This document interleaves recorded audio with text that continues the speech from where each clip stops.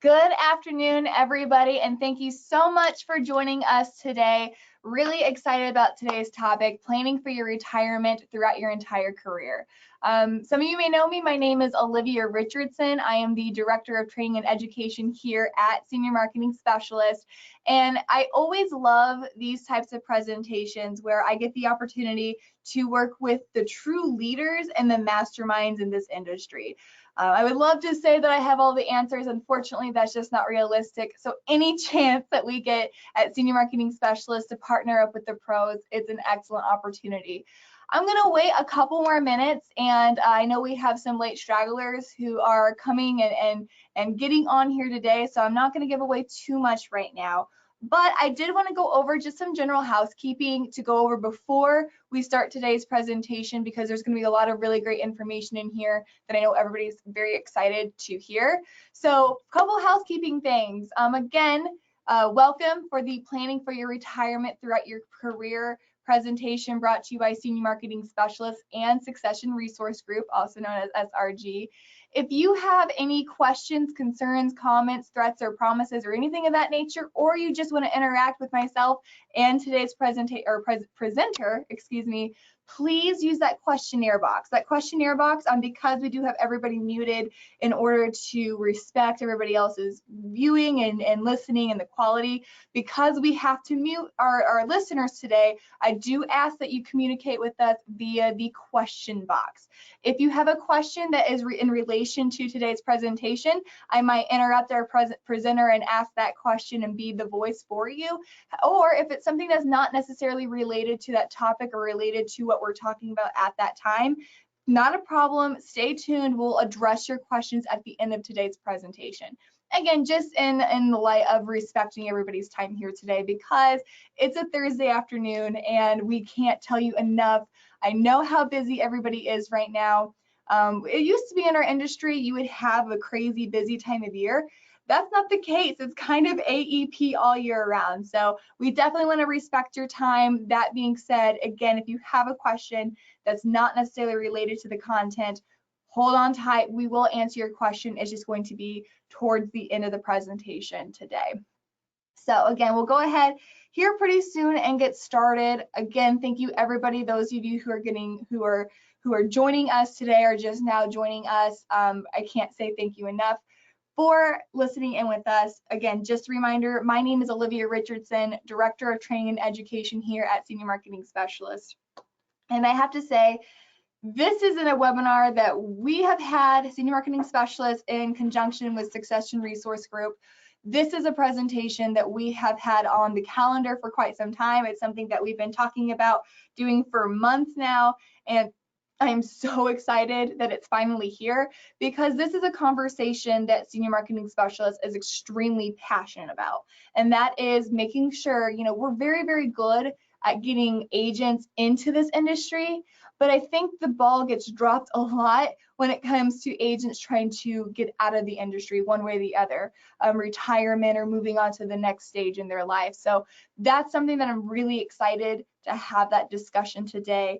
Like I mentioned earlier, I would love to say that myself, in conjunction with Senior Marketing Specialist, is the expert on all things business and all things succession planning. However, we want to make sure that we're bringing you guys all the most recent, all the most up-to-date information, and we want to make sure that we're giving you the information that matters to you and your agency. So for that reason, Senior Marketing Specialist has partnered with Succession Resource Group in order, because, it's in their name, Succession Resource Group. And we wanted to bring them here today because they are amazing and they're extremely well known in the industry as not only being the resource for that, taking your agency and allowing you to move to that next step in your life, whether that be retirement, selling your book of business, whatever that case may be, but they're also amazing and so well known in the industry as being the education source for this as well. So it made absolute sense for us to partner with them to bring you guys this information today about how to plan for your retirement throughout your career. Well, I know you guys aren't on here today to listen to me ramble on and on about my passion for this conversation. So I'd like to go ahead and introduce our speaker today, our organizer for today's presentation. Mr. David Grau Jr. And again, David is one of the most impressive people I've ever had the opportunity to actually get to have a conversation with. David is, again, he is the founder and CEO of Succession Resource Group. So we're talking to the top dog here today, which is always a really, really awesome opportunity and really exciting. He also was a founder of the group called M&A Consulting Company, which they do a ton of work as well whenever it comes to agencies wanting to value their book of business, sell their book of business, and again, move on to that next stage. And that's exactly why we got to know Succession Resource Group, because they became an excellent resource for us to use. And we wanted to make sure that we were able to share all the information and all the knowledge that we gained from David and his team and be able to relay that information to agents today. So today isn't necessarily all about, how to value your book of business, how to have that conversation. What we want to talk about today is how to plan for your retirement throughout your entire career. Because unfortunately, I'm sure Dave is going to talk about it. Most people don't think about retirement until they're wanting to retire. So hopefully today we fix a lot of those problems. Again, really excited about this. If you guys have any questions, comments, concerns, threats, or promises for David, put that in that questionnaire box. I'll make sure he sees it. And without further ado, David, please take it away. Perfect. Thanks so much for the introduction. Yeah, no, we're equally excited, Olivia, on getting a chance to start talking more about this subject because it's a drum that we have been beating for a long time. I know SMS has been doing a lot of the same thing, and that is just trying to help agents. For us, we work kind of across the financial services space. So agents, advisors, securities professionals, CPAs. It's kind of funny because all of you as professionals work really closely with your clients, planning for the unexpected, planning for the future. But honestly, it doesn't matter which segment of the industry we look at, it's kind of the shoemaker's kids with no shoes. And when you really sit down and, to Olivia's point, we're not going to spend a lot of time today on how to value the business. We will have segments dedicated to that. It is something we do a lot of. It's a foundational step to managing the equity that you have as a business owner. But it's not our focus here today. But it is important to start with the premise that everybody listening today, all of you as agents, and whether you've got other lines of business or you just focus on Medicare, for example, regardless, you have a book of business. You have something that has tremendous value.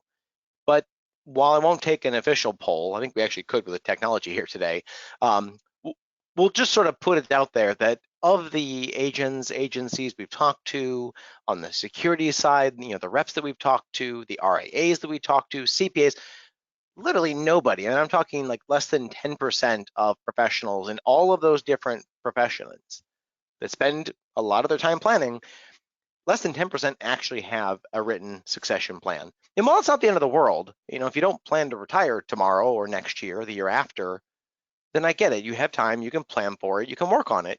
You're focused right now on running your business, taking care of your current clients. And those things, flare up throughout the year, depending on the time frame. You have more or less time to commit to running the business versus working in the business. But for us, the one thing we all have in common, we're in different parts of the country. We run different lines of business. I know, not everybody here does the exact same thing the exact same way, but the one thing we all have in common, and why this is so topical for us and why SMS wanted to work closely with us to start getting this topic out and in front of you more often and earlier in your careers, is we're all leaving the industry. Horizontally or vertically, you know it's coming. So our goal, working with you as your consultant, is to help make sure that as you go through this process, whether it's in a year or 10 years, that's entirely up to you. Our goal is to make sure you're involved in that decision. Who takes over the clients that have come to know and trust you, your team, the rest of the agents on your team? We want to make sure we have an answer to that question. So it's why, as you flip back to the very first slide, planning for retirement throughout your career, said another way, start with the end in mind. If you think about what you're going to do when you do someday retire, even if you don't know the date, frankly, most people don't know the date they're going to retire. Whether you're 65 or 35, you don't know that, but you know it's coming. So that's why for us, the topic is just so important to be thinking about. And if you do it early enough, if you call us 6 months before you want to walk out the door. Can we help you? Can we work with SMS? Yes. Are you going to enjoy the process? No. It will be a lot to do in a very short amount of time. Trust me, we do it. We had an agent in Hawaii a few weeks back that suddenly passed away on vacation with the family. No plan in place. I had a part-time sales assistant. She was good, but she wasn't going to run the business or take it over. And I think in the course of 2 weeks after getting that call, and we had that practice buyer sourced for it. We had somebody in that seat, reaching out to the clients and letting them know what was going on. But that's not always the case. You all have SMS behind you, which is fantastic to help work with us to make sure that could happen. But all you need is a plan. So that's what we're going to focus on today, is talking about value conceptually, because it's a lot like anything else that you buy and sell. If there's no market for it, well, you can talk about value academically, but to what end? You have a market that is available for buying and selling practices like yours, regardless of the different lines of business that you might have.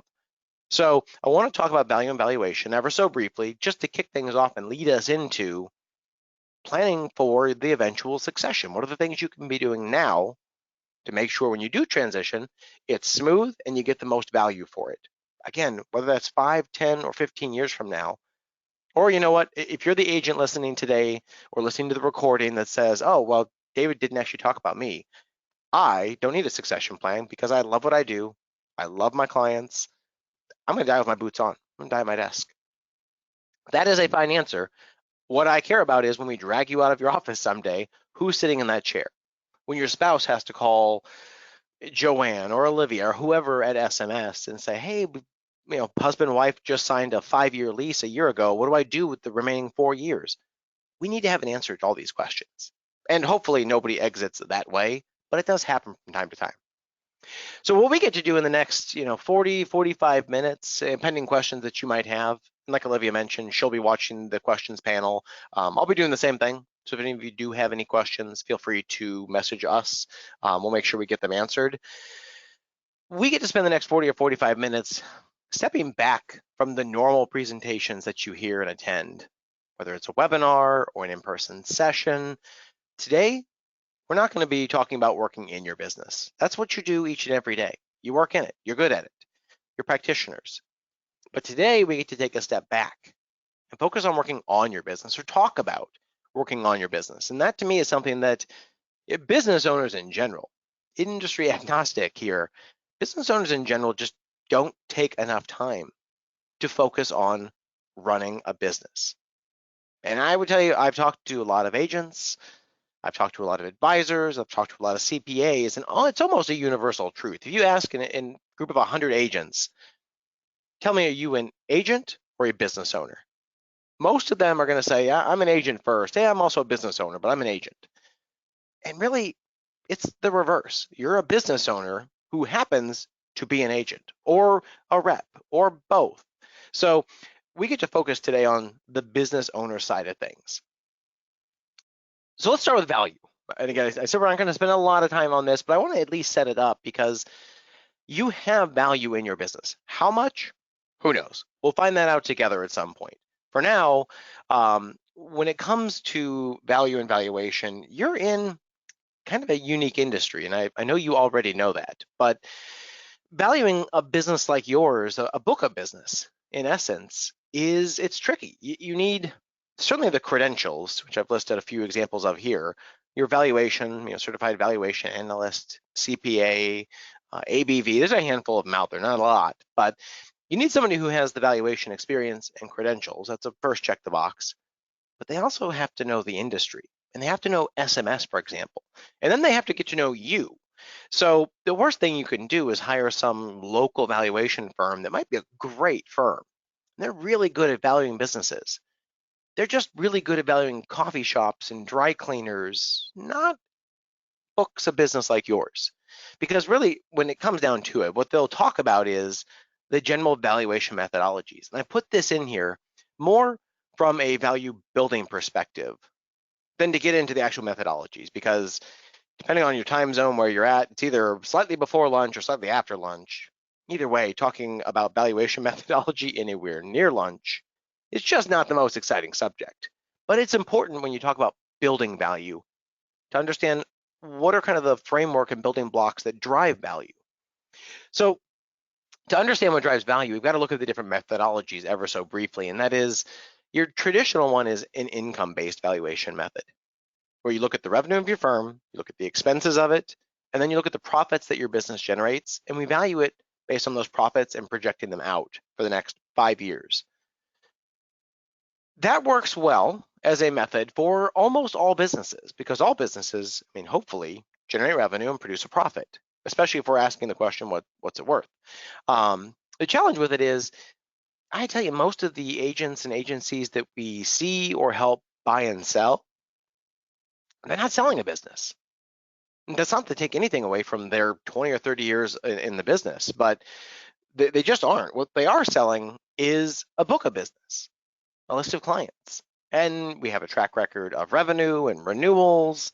But when you talk about valuing an intangible book of business, you can use the income-based approach, but we tend to reserve that, and the CPAs, CVAs should really reserve that for when you're really selling a business.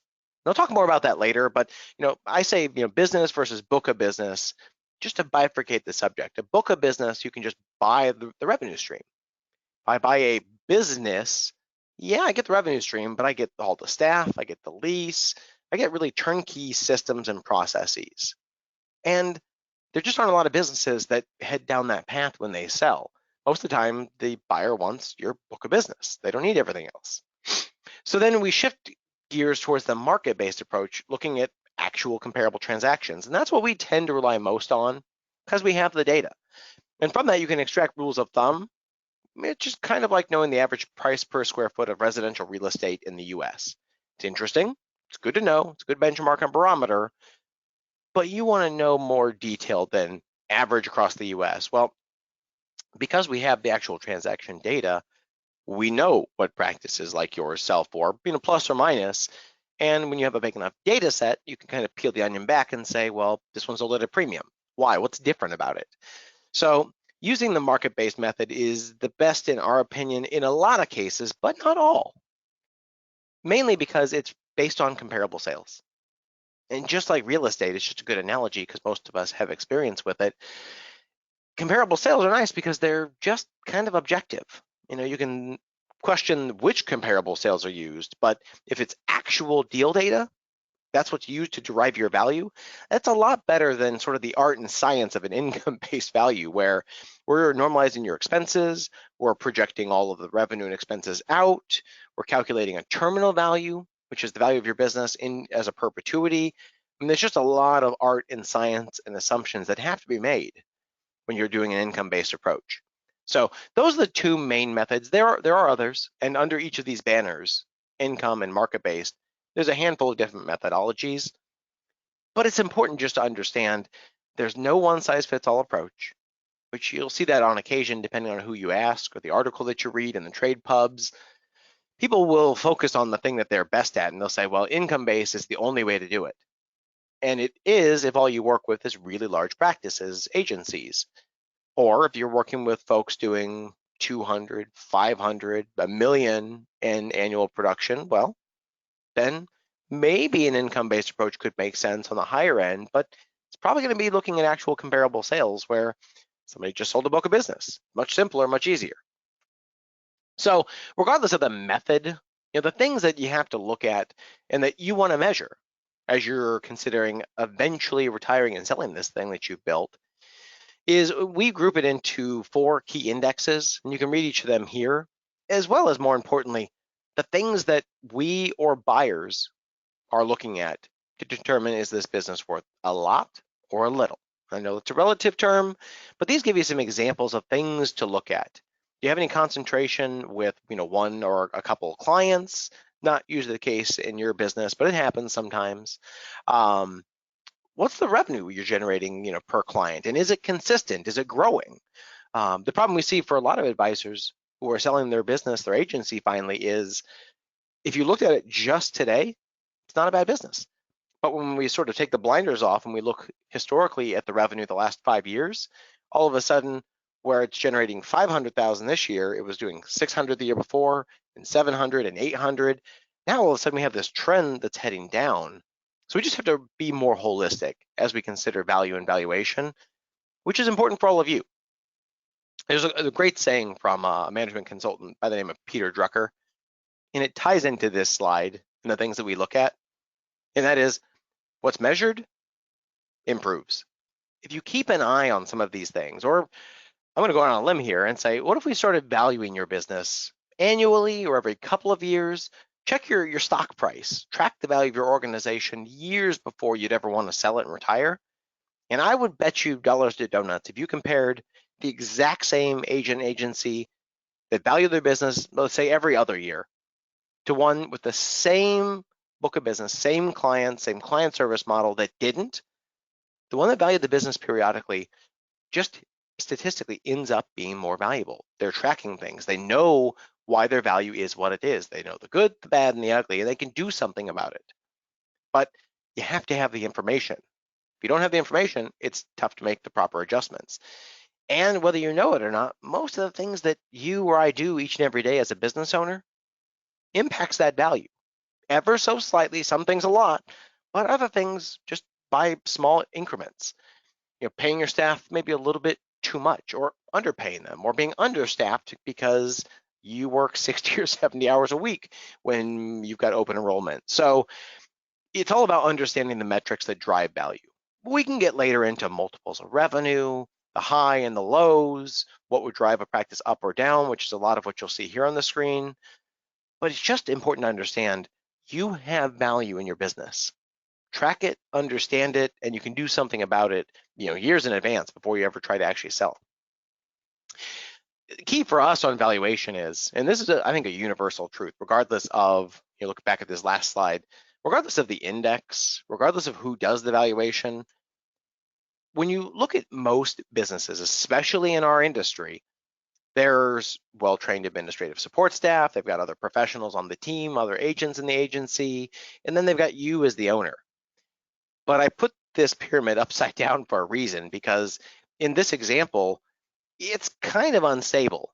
I know we're on a webinar, you might not be able to see my lovely animation here, but it's just meant to illustrate, when you look at a business, does the business have the ability to continue on if you were out of commission for 6 months? Now, I would tell you, most businesses that we work with, that we value, certainly that we help sell, if you took and put the cone of silence over the agent unexpectedly, and you did that for 6 months, you can't get out of the cone of silence, and then we see in 6 months and a day when we let you out, what you come back to. How's your business look? In a perfect world, if we can focus on building a very solid foundation, workflows, systems, processes, train people, we have the same pyramid. There's still only one of you, or 2 or 3 if you have partners. But in this example, if we take you out, suddenly we have to put somebody else in. It's very stable. And that's what this graphic is meant to illustrate. So when we talk about planning for retirement throughout your career, the most valuable businesses are the ones that don't need you. They benefit from having you there, don't get me wrong, but they don't need you. And that is a very rare quality for businesses in general. But for me, as a consultant that helps folks buy and sell and value, and our whole team here, it's kind of like going paperless. I don't know if any of you have tried to go paperless, or if you already are paperless, congrats. But if you've ever been to somebody's office who's paperless, and you look around, take a little tour of the office, you know what you see? Paper. It's the mere aspiration of going paperless, or in this case, building a business that doesn't need you. It'll always need you while you're there. You're the rock star. You run the business. But the mere aspiration of focusing on building a business and a team and the systems and the processes so the business could someday exist without you, just that simple step and that mindset, you'll have a more valuable business. And you might actually be one of the rare minority groups that gets to a point where you got an amazing team, an amazing staff, you got the systems, the processes, you built a machine, which is really nice, because someday when you decide to slow down, you're going to have a really easy time extracting value from the business. But we want to start with just setting up a simple, very solid foundation. We have to have this stuff in the back of our mind throughout our career, and it's easy to forget about it, because I know as an agency, business owner, you got a lot on your plate. And it ebbs and flows, but it is an all-consuming endeavor. I get it. So the first step is setting up a solid foundation. I mean, just using LLCs versus S corps. I mean, our industry has got a lot of sole proprietors, but it is actually less than half at this point. It's not hard to use an entity, but it's an important consideration that if you're going to be working with clients, hiring and firing staff, signing a lease, copier, there's just a lot of personal liability you can limit yourself from. Even if you're getting paid directly from the agency, for example, you can still have an S corp or an LLC and get that money moved over into your company. So it's just important I mention it because you have limited liability protection when you can leverage that entity, but we're succession consultants. So while this one is an important first step, perpetual existence and equity sharing are really important tools for us. If you've got an amazing team, maybe your son or daughter's in the business, and after they've been with you 10 years, you want to give them 5 or 10% ownership, or let them buy in 20 or 25% of the business. Well, what do they buy 25% of? Is it the revenue stream? Is it 100% of 25% of your book of business? Or is it 25% of the entire business? Well, to do that, we need something that is divisible. So that's why we talk about entities and equity structure, is because it ties right back in when you start talking about succession and what do we actually have to sell. So that leads us into the organizational structure. And this just goes back to, again, the core tenet here, that is planning with the end in mind. We've got to know what it is exactly that you're building. How do you operate? Are you more of a silo, team, or solo, frankly? I mean, that's on the full spectrum. You've got solo, where it's just you. You've got silo, where it's you and some other peers. And then you have an actual team, where instead of yours and mine with a shared staff, maybe we've got some consolidated expenses. In a true team that is more integrated, you don't have, a handful of individual producers, agents that operate individually with their own admin. We see a lot of siloed businesses, and they're not bad, but the problem that we run into is just occasionally there is a little bit of a disconnect that when we talk to, let's say you as the owner of Newco, you own the agency, you've got a whole bunch of agents under you that are producing, and we ask you, give us all the information about the business so we can help you value it, plan for succession. What we get back is all the production from all of the various agents that's being written under the agency, which is fine if Newco actually owns all of that business. Trouble is, occasionally there's a bit of a disconnect when we talk to the owner of the agency and then we go talk to the agent who says, oh no, I own my book of business. I've got my own support staff. I'm paid as a 1099. And I've got an amazing client service model and sales process. And then I go talk to agent number 2, producing agent, and they tell me the same thing. And while it's a great client service model, great business development process, it's different than agent number 1, the producer over here. And the same thing for producer 3, producer 4. It's not good or bad, but the key here is when we value the business, we actually have 1, 2, 3, 4 different books of business that we should be valuing. Doing a value on the entire team isn't going to give us a terribly useful or accurate answer. So be thinking about this, because if this is the way you're set up and you're good with it, fantastic, clean bill of health, pat on the back.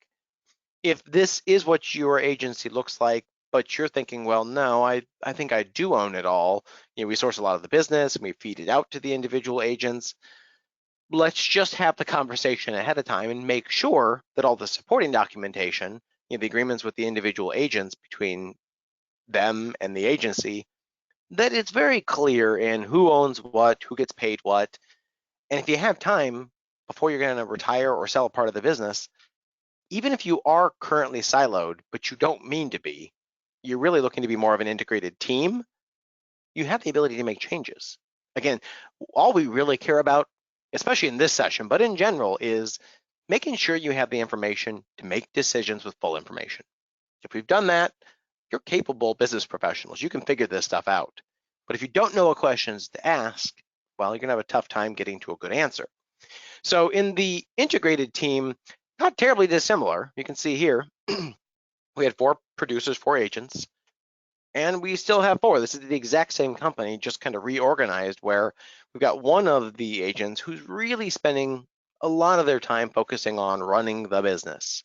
And the other individual agents, producers, get to just focus on bringing in business, servicing clients, handling open enrollment, things like that. And then we have a supporting staff below everybody. The main difference here, and where we see this pop up a lot and trying to differentiate a team versus a silo, which one has more value? I mean, they both have the same value. It's just a question of, do we have 4 valuations to equal the total, or do we have 1 valuation? And the way that we can help delineate, are you a team or a silo, is in my example, going around and asking each of the agents, tell me about your systems, your processes, your workflows. In a team where it's one group of clients and we each do similar but different stuff for them, the workflows are all the same. When I ask about the annual review process or your client service process, or you get a random web inquiry, who does what and what do they do? I get the same answer from producer agent 1, 2, 3, and 4. And if I add a 5th, same processes, because we're very systematized. These businesses do tend to be worth a little bit more. And these are good examples of where you would actually maybe use an income-based valuation method, because when we sell this thing, we're not just going to sell producer 2, agent 2's book of business, because we're all involved in business development. We're all involved in client service for all the clients, depending on what's happening in the workload. So let's talk then about, how do we get the value out of this thing? As you negotiate deals, this is such a prime time. If you haven't thought about growth through acquisition, for example, whether you're siloed or you're a team, really doesn't even matter. But you just look across the industry, go to any of the industry conferences, SMS meetings, you go to NAFA meetings, you go to LAMP, I don't care which one. Stand in the back of the room. I tell you what you'll see, you already know where I'm going with this. At least half the room has white hair or no hair. So if you're part of that group, then be thinking about it and planning, because the last thing you want is, 5 and 10 years from now, you decide, okay, I'm ready to hang it up. Let's try to find somebody to take this business over. And it's gone from being kind of a seller's market where there's more buyers than there is available practices to acquire, to flipping, and it is a buyer's market and you're having trouble getting good value or any value. So you want to be involved in that decision, but right now it's a great time to be a seller. And if you're a buyer and you can negotiate the price, the deal terms, and the tax structure for the deal, it can actually still be a win-win. I'll even settle for a lose-lose. If you both walk away equally unhappy, we still know we've got a fair deal. So it's a tremendous time as a buyer, because there is a lot of opportunity to consolidate and acquire businesses. And there's bank financing available, interest rates are incredibly low. You've got a lot of folks who are getting precariously close to the age of retirement, but don't have a plan. And that's not a great feeling, that when you've got, let's say, a loyal client base, they work with you for a long time, they're 70 years old now, and they're asking you, hey, whatever happens if you're not here? Or when do you plan to retire? You can sort of laugh it off at first with them, but when they ask it next year and the year after, and you laugh and they don't, that's not so funny. We need an answer. So for you as buyers, if you're in the earlier stages of your career and trying to grow, boy, this is a great time to be just soaking up as much information as you possibly can on value and deal terms and financing, deal sourcing strategies. So the big 3 when you do negotiate and you find a deal is the price, the deal terms, and the taxes. Don't forget about the taxes. Everybody always does. They negotiate price, because that's an obvious one. They'll even negotiate the payment terms. How do we mitigate and balance risk between buyer and seller? But then you get a year past closing and the CPAs all come back together and say, great, so you bought this agency, you paid $1 million. What'd you pay $1 million for? They need to break it down for their tax forms. The 8594, for example, they've got to allocate to the different categories of an asset sale. What exactly did you sell and what did you buy? Because they're all taxed differently. So that's all I'm going to say on taxes. Again, you can do whole presentations on the subject matter. We've got good information we can share with you, especially if you're in the midst of a deal. Definitely reach out. We can get you some good resources on this. But if you're thinking about buying, there's a lot of opportunity, and there are serial buyers that's how they grow. Yeah, sure, they pick up business organically, but they pick up a lot of business every year or every other year through acquisition. But they have good systems and workflows. They're scalable. I mean, they can pick up 500, 1,000 households and actually take care of them every year without missing a beat. So you want to make sure you have all of these things in place so that you're sellable to a seller, that they want to transition their book of business, their agency to you. And that's not always the case. Where do you find the deals? I mean, there's a lot of different trade groups, depending on the various lines of business you might have. But the key is networking. We work on probably, I think we just looked at the numbers for 2019. It was like 150 to 160 deals that we worked on last year.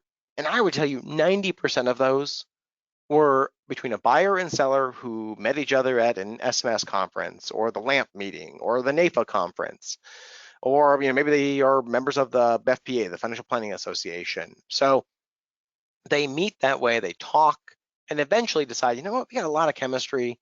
I'm 65, I'm 70, I've been wanting to slow down. Why don't we have a cup of coffee? Let's talk about it. If you can be out there networking, having those conversations with 3 or 4 people a year, it'll yield results. Maybe not this year, hopefully, but it will yield results. And then you can actually be very proactive. I mean, much like the stuff you do to find business on your own, you can do the same thing to find potential practices to acquire. You can do workshops and events. You can do direct mail, a little harder to track, kind of costly. But when you're talking to people about selling their business, they tend to be of a very specific demographic. And it's not one that's on social media all the time, and they're not necessarily reading a lot of emails. So direct mail and in-person events, networking are really effective strategies. Main takeaway is if you'd like to consider growth through acquisition and finding deals, just make it a priority. Dedicate time, even if it's just start slow. If you block out 1 hour per month to focus on acquisition and deal sourcing, you'll fill that 1 hour up pretty quickly. But you'll get to month 6 or 7, and I know this because we talk to a lot of folks who do this. You'll get to month 6 or 7, and you will have exhausted all of your ideas. You will have looked at maybe an event and decided, yeah, it's just not right for us right now. You will have pulled a list, various agents and agencies in your area that could make sense to talk to. You will have targeted them, emailed them, called them. By month 6 or 7, you will have run out of ideas, and then you start getting creative. That's when the fun stuff starts to happen. You call them SMS, you call us, any number of sources. You start Googling it. You'll come up with some good ideas, and if you can apply this stuff consistently, even if it's just once a month, you'll find some deals. Trouble is, you got to make sure it's a good fit for you, a good fit for the advisor who's exiting, the agent, the rep, whoever they might be. Everyone's going to have different combinations and lines of business. Hopefully, it's a very simple one for your first acquisition, and they just do the same type of business you do.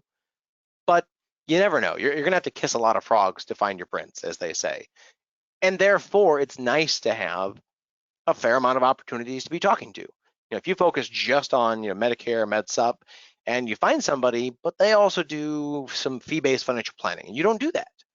Well, if that's the only deal you found and you've been doing it for 2 years, you might be the advisor that hires us, and we end up pounding a square block in a round hole, and it's just not the right deal for you. But when you have more leads, you tend to be a little more discerning in who you spend time focusing on. So there are deals out there. There are a lot of agents and agencies out there. They do not have any family in the business. They don't want to retire, but they don't want to keep doing what they're doing by themselves full time for any more than 3 or 4 years, but they just don't know what else to do. You can be that solution. But you got to know what tools are in your toolbox. I know every deal is going to be a little bit different. You got your personal cash. That's the hardest one. You've got seller financing, promissory notes, earnouts. For those of you that don't know earnouts really simple. It's just you're paying a percentage of revenue that comes in from the book you acquired for 4 years or 5 years. So it's variable compensation. It could be higher, it could be lower, but it's a nice way to do a deal that gets the seller a lot of value if they can deliver all of the business to you. And if it doesn't work out so well, then you pay to play. You pay for what you retain. And then you got bank financing. So there's actually a decent amount of bank financing in the last 10 years. I might be overstating it a little bit, but in the last decade, there's been a lot more bank financing, a lot of banks committing to agencies and agents as they've just come to better understand your business. You don't have a lot of collateral, so banks in general kind of get turned off by that initially. But once they understand your business model and they see your revenue stream, how predictable it can be, that's when they actually start to say, okay, let's talk. So there's more bank financing available. And the nice thing is, when you do seller financing, unless the seller happens to be related to you, they don't usually want to finance it over more than 4 or 5 years at most. Bank financing, like SBA financing, for example, you can get stretched out over a decade. It gives you a lot of wiggle room when you're talking about agencies selling it, 2 to 3 times, their recurring revenue. If you pay 2 to 3 times, you pay it back over a decade. After expenses and debt service, you're still doing pretty well even year one. So it's nice to have the option. And then you just have to understand the balance of risk and reward. If you've got a seller you're talking to and they want just a duffel bag full of cash at closing, you might be willing to do it, but the trade-off is you're going to take a lot of risk as a result, and therefore your reward is going to be a lower price, which then the seller usually comes back and says, well, I don't want to sell for that low of a price. That's crazy. Say, well, we can get that number back up to $1 million, for example, but we've got to have some contingencies on the deal because we're buying, at the end of the day, we're buying clients. And it's an asset that has the ability to vote with its feet. So we got to get it right, and we have to make sure we can structure the deal to balance risk and reward. And if we don't balance it, well, that we have some offsets. So let's shift gears here as we try to kind of put a bow on this whole thing. We've talked value and preparing the business, some of the key factors that would drive value up or down. Let's talk succession. And this is sort of the end game strategy. I want to break it into 2 parts. The less fun part, which I know you spend a lot of time talking about, probably with some of your clients, contingency. And when I bifurcate this, I'm going to say contingency versus succession. Succession, I'm referring to succession planning. It's planned, you're involved, you are here. But we've got to think about the contingency element too, that unexpected transition. You're suddenly gone tomorrow, you don't make it back from lunch, for example. Who takes over your book of business? We need an answer to that question, especially if we know that it has value, but it will be a very quickly diminished value if we don't get somebody in front of that book of business pretty quickly.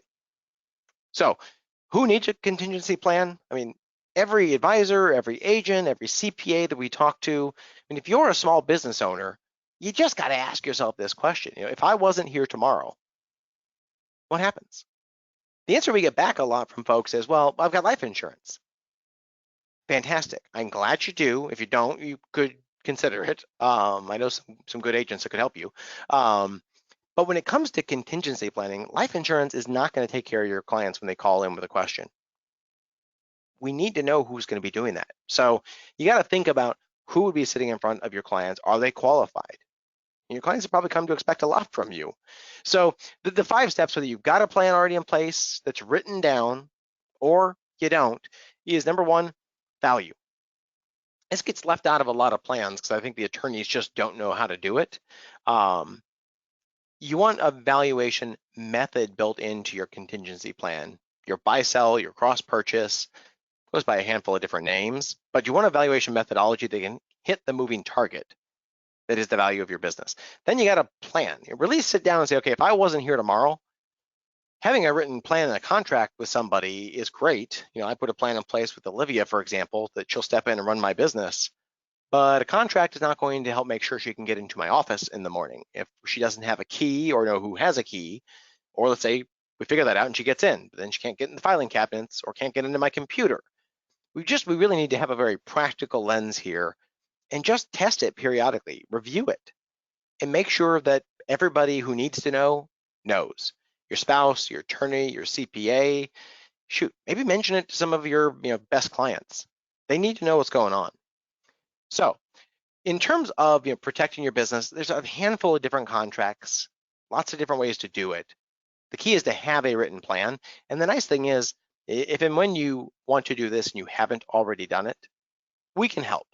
You don't need to go to a local attorney who has no idea about your business or agencies and the agent, or they say, well, what's SMS? Isn't that your business? You say, well, no, obviously not. The attorneys can be fine at drafting, but they're better at reviewing. we have all the form contracts. So when we start by putting together a buy-sell, or let's say it's going to be reciprocal between you and another agent, the document we give you will be 99% of the way complete on the first draft. We'll spend time going through it, fine-tuning that last 1 or 2%, and then you can let the attorney review it. It's very cost-effective to have your attorney review rather than draft, unless they've got a lot of specialty in both buying and selling and agencies, which there's not a lot of people out there like that. It's going to be better to work through a firm like ours that has the sample contracts that we can put together for you, and then you can let them review and you get it signed. And then again, don't forget, calendar a check-in, an Outlook every couple of years, just so you don't lose track of it. Because the worst thing you can do, and we deal with this at least once a month, where somebody had a plan in place, but they put that thing together 10 years ago and they haven't looked at it since. I mean, we're not there physically, but I guarantee you pull that thing out of the filing cabinet, it's got dust on it. Which is fine, except we need to make sure your spouse isn't having to plan your burial, the wake, at the same time they're trying to figure out what your buy-sell said to do, and they're talking to the attorney or a firm like ours. Like I said, we have those phone calls at least once a month, and even when there is a plan in place, when we're dealing with a grieving spouse or the estate, I mean, it can be heart-wrenching. So keep it in mind, think about things like finding the right person. Is that a key staff member that works with you? Is it another agent? Maybe it's somebody outside your current team. We need somebody who can both take care of clients, they gotta be able to sell, gotta be able to run a business. I mean, that can be hard sometimes to do internally with existing employees. They can seem like the path of least resistance, and sometimes they are, but you got to think about all the things that only you know how to do and find somebody else who could do those things. So let's talk the succession specifically. Now, that was contingency. That's kind of the not so fun stuff: morbid, death, disability, loss of license or registration, depending on your lines of business. It's all the what ifs. Succession is more about a planned transition. Whether it's internal to your existing team or not, we'll talk about that actually on the next slide, but you got to look short-term and long-term. Short-term, it's just about being able to work less and make more. If you can build a team there behind you who will slowly take over, it really can be a nice transition for you. And you'll attract better talent, better staff, if they know that there's an equity sharing plan, a career path. I mean, more and more of the millennials that we're talking to and seeing agents talk to, they want to know, where am I going to be at 5 and 10 years from now? Frankly, they want to know where they're going to be 12 months from now. But if you can have that equity sharing conversation, or at least just internally know what you're comfortable doing and not comfortable doing, you're going to be a lot better off. The initial fork in the road is it an internal transition or is it external? It's easy to decide if you don't have anybody internal, but we've got a lot of agencies and stuff that we work with that they've got an internal team, but when they really dig into it, they don't have anybody there that is an entrepreneur. They're good team members, but they've never run a business before. And frankly, when we talk to the head guy or gal, they're not sure they have the stomach for it. And I mean, it's a lot of risk running a business if you've never done it before. So it could be internal, it could be external. One of your peers, for example. And there's pros and cons to each.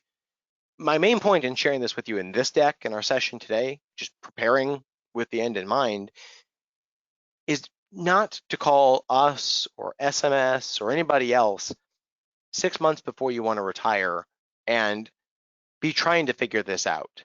We should know. Plans can change. I know that. I get it. I'm a business owner as well. But we should have an idea of what we want to do 10 years from now or 20 years from now. And even if we don't have an answer, all I really care about here then is prompting the question to inform, to disturb, to try to get you to think about it. You might not have an answer for the next decade. That's fine. As long as you're asking the question, that's what we're going for here. A lot of the folks that we talk to about succession planning, internal or external, frankly, I think they just don't understand all the options because they've never done it before. It's fair.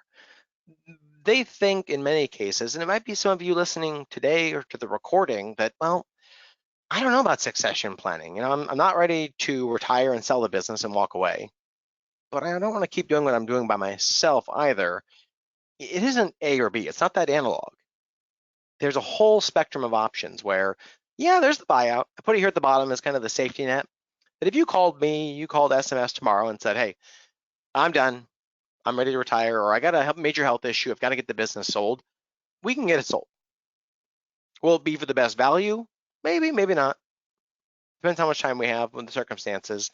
But there's things like merger acquisitions, which, literally is just an amalgamation of the two terms where you sell the business today, you get paid, but then the buyer hires you back and you work part-time for them. Outside to your clients, that looks like a merger. All they see is the team expanding. So those are really nice in terms of business development, really nice in terms of client service. You don't lose anybody usually in those deals. You got mergers and joint marketing arrangements where, you know what, I don't want to keep doing this by myself, but I'm not ready to sell. How about we team on my book of business and I'll make the introduction. Any business you write with my clients, we'll split 50-50, 60-40. So you've got a lot of options is my point. And the earlier you start the process and thinking about it, the more options you have. The more options you have, the more value you're likely to extract when the time comes. So I'm going to wrap it up with showing you, over time, I don't care what line of business you're in. If you don't have a plan and you eventually, kind of peak and then work less, whether it's at age 60 or 65, either way, you will work less at some point or less efficiently.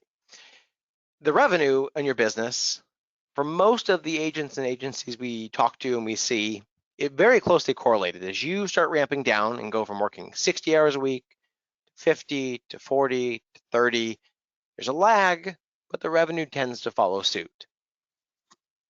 And then you combine that with expenses, which just have a funny way of going up every single year.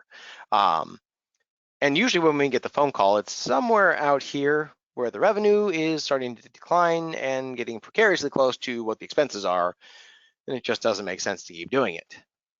And then you look at the age of your clients and say, okay, well, certainly an older leaning to your clients. If you have more diversified product offerings, you might even have some clients in the 40 to 60 or under 40. For a lot of the agencies we talk to, especially in Medicare, clients are much older, as you might guess. Well, whether they're 40 now or 70 now, fast forward 10 years and they're 10 years older. So the whole book just tends to shift to the right. And if you only do one line of business, if you're just a fee-based advisor, or you just do Medicare, and again, that demographic is all going to be 10 years older. So the value of that business tends to drop off precariously if we don't have a transition plan or a successor. That's my favorite part about succession planning, is it's not even about the value. It's more about this other dotted line. As you slow down, who picks up the slack? Is it somebody on your team? Is it somebody external to your organization? Do you merge with them? Do you sell to them and then they hire you back part-time? Either way, you slow down, they ramp up, and there's no dip in revenue, there's no dip in value. That in my book is succession planning done right. Whether you do it when you're 70, 60, 50, I don't care, but it requires proactive engagement. So with that, I'm going to pop up our contact information. The reason we do this is one, obviously, so you can reach us, but two, as Olivia mentioned in the introduction, as you know and we know, every one of your businesses, your timeline, where you're at in this thought process is going to be a little bit different. Our hope is we're getting in front of you early enough that you can be involved in this decision-making process. But some of you may be closer to the retirement exit door than others, or you're in growth mode. We want to be here to talk to you. We can help you buy and sell the businesses. We can help you put employment agreements together, contractor agreements with your agents to make sure you've got the right restrictive covenants that are enforceable. We can do all of that stuff. That's our role really, is consultant initially, talk to you, do the problem solving, develop the solutions, then provide the solutions, spreadsheets, contracts, working with the banks on the financing, so you can actually get something done. There are other folks out there like coaches that they specialize in working with agents and agencies. They'll talk to you and then they'll hand you off to an attorney or hand you back to your attorney. And then you get this fun game of telephone where they or you tell your attorney what they said and then they prepare it and then it was close but not quite.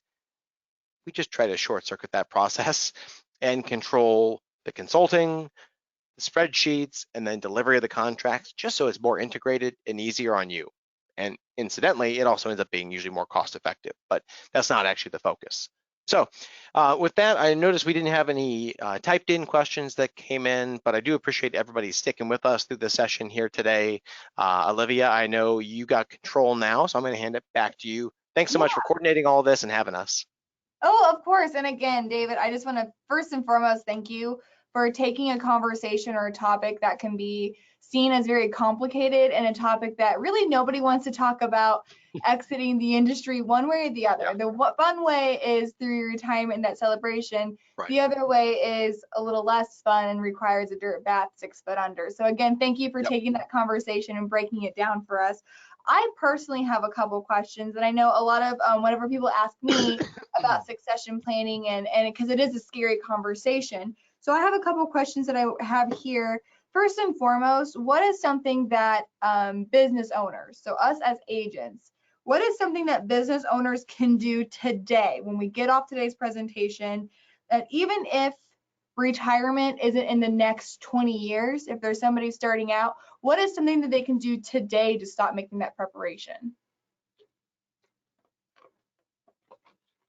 It's probably the hardest thing for business owners to do, and that is build the systems, train the people to be able to do what you do. And that's not easy. I mean, because it's a very unique skill set to be able to run a business, take care of clients, meet their needs, and frankly, just deal with the evolving, regulatory environment. You got a lot of regulatory agencies that you get to deal with. So I think it's really just initially about making a list and say, okay, as the owner, what are the things that only I do or know how to do? And for now, as you build, you may not have the people to be able to step in. But I think if you can sort of have that longer range plan for the business, maybe just you get the whiteboard out. You can see my whiteboard behind me. It's got stuff on it all the time. Do the same thing. Map out where are you today? What's your organizational structure look like? And it might be really, really simple. Might just have two bubbles, you and your assistant.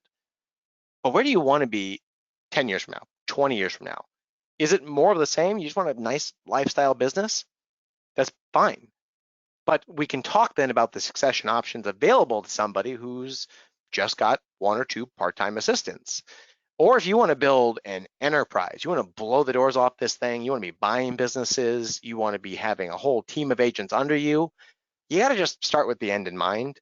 And I know really nobody listening today is just starting out, but it's never too late to start with the end in mind. So I think just looking at where you want to be 20 years from now or 10 years from now and keeping that on your radar because it's just so easy, and I'm speaking from experience. It's so easy as a business owner just to get bogged down in the day-to-day stuff you've got to do, and all of a sudden it's 2025 and you're that much closer to an exit and liquidity event, maybe. And then the last question that I had, and again, just a reminder for anybody here who has a question, comment, concern, threat or promise, which again, just a fun little thing that we say. But if you do have any questions, please put them in that questionnaire box. I know, David, we have a little bit of time left over to answer questions as it pertains to you all. But my last question is, after hearing that just in 2019 alone, you guys did almost or up to 160 different transactions for agents, and that number is overwhelming to hear. Yeah. I know, you talked about in the beginning working with local organizations that claims to do the similar thing, claims to do the valuing of a business. But when they don't work in our industry, there has to be some pretty significant things that are overlooked. So in your opinion, what is the number one thing that is overlooked that can potentially hurt the perceived value of an agent's business when you don't work with an organization that does specialize in our industry? The main one is they just don't understand how you make money. They see you make money. You can see that on anybody's P&L, whether you've got a lot of expenses or no expenses and it's just you. They just don't understand how you make money. So to them, it's a very simple business when really yes, you make money, but how you make money, the licenses you need, again, if you've got a more diversified set of revenue streams, we've got some that we work with, they literally have a little bit of tax prep that they do for whatever reason. They are an agency, they do Medicare, Med Sup, they got a little bit of securities. When you sit down and you talk to the valuation expert, they say, oh, that's easy, you make $1 million a year. Who can run that business? I mean, that's just, it's not an easy and simple answer. There is an answer for sure, but they just don't understand how you make money and the regulatory bodies. And depending on the lines of business you have, that can be not even a simple conversation, because even the simple ones are kind of complicated. But if they don't understand how you make money, then the rest of the conversation, the wheels just kind of fall off. Or you pay them hourly to figure it out, and they're smart people, they can do it. But here you are, $15,000 in on evaluation to train them on your industry. The next agent they value, it'll be a lot cheaper, but you end up paying to educate them. And that's the same thing with the attorneys. And attorneys, you know how they bill? I mean, to talk about working with you on a project, they're billing you. I mean, so then it's painful when they start having you teach them about what an agency is, where SMS fits in, and you haven't even seen a draft of a document and you're $5,000 in. And we see that all the time. So yeah, so it sounds like you're saving a lot of heartache and saving a lot of money and resources just to go and with the experts with Succession Resource Group. So I have here my notes of the things that I really wanted to like say what my takeaways were. We're an hour into today's presentation, so I think what I'm going to do and what I want to offer to all of our attendees here today is that everybody who attended today's presentation, you're going to get an email from Senior Marketing Specialist.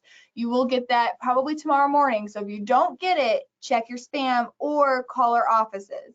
Now, in that email, David has an incredible ebook that he has published, and it's an ebook all about a lot of the conversation and a lot of the topic he had today. So to get you all started and to have that conversation to continue to study from the genius and the mastermind himself, make sure you get that email, because we are going to include that ebook in that email, and all you had to do today was just attend. So step one, thank you for that.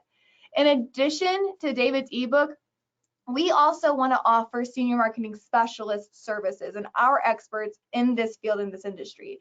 That would be our accounts department. And so we're going to put on that email a way for you all to request an appointment with Rachel Brandmeier.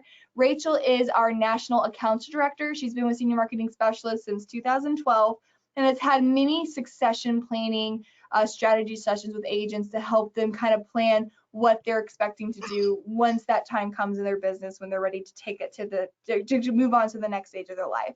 So in that email, again, be looking out, it comes from Senior Marketing Specialist. It's going to have David's ebook, as well as a way for you to request an appointment with Rachel Brandmeier to be able to take a deep look into what your succession planning could potentially look like. So again, David, I can't say it enough. For those of you who would love to have a face-to-face conversation, I know it's always, you get to see us, we would love to see you guys. Make sure you come to the National Senior Sales Summit held in St. Charles, Missouri, May 5th through the 7th. I'm really excited. Succession Resource Group, not only are they going to be attending that, but they're also going to be able to give their presentation and have an opportunity to address the entire group on our main stage as well as a speaker there. Because again, we want to bring the experts to you all. And so make sure, if you guys are interested in joining us in St. Charles at the National Senior Sales Summit, make sure you go to smssalessummit.com. You can get your passes there. And again, that's May 5th through the 7th. So again, guys, thank you everybody who took the time today to hang out with myself and David. I know I learned a lot. I thought I knew a lot about this stuff, but today, even more so, working with, again, David, who is the president, CEO, and founder of Succession Resource Group. So David, I can't say thank you enough. Thanks so much, Olivia. Perfect. All right. Well, everybody here, we be looking out in your inbox for your emails. Otherwise, you can feel free to call our offices at 1-800-689-2800. Again, that's 1-800-689-2800. Thank you guys so much, and we'll see you next time.